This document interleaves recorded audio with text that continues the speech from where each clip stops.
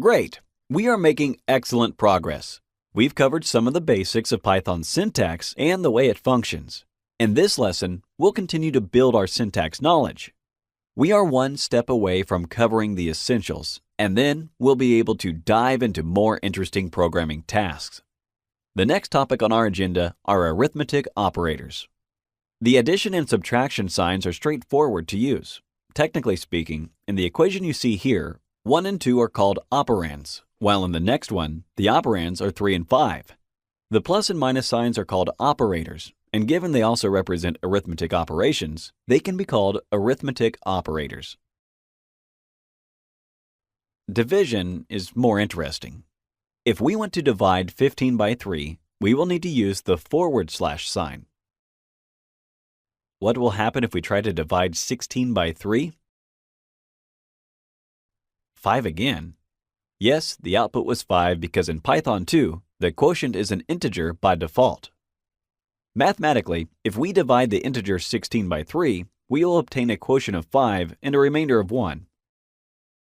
If we use real numbers or floats, the float 16 divided by 3 will result in a float value of 5.33. Therefore, we obtained as a quotient the integer 5 and no information regarding the remainder of the division of 16 by 3. This is one of the few substantial differences between Python 2 and 3. In Python 3, you would immediately get 5.33 as an answer, or a float, because the software will understand your first number was a float value. To avoid this, when we use Python 2, we should look for the quotient of the float 16 divided by 3, and not of the integer 16 divided by 3. So, we should either transform the number into a float or type it as a float directly.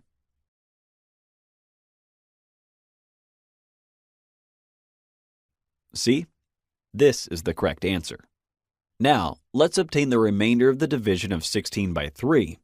How can we make Python produce 1 as an output in this cell?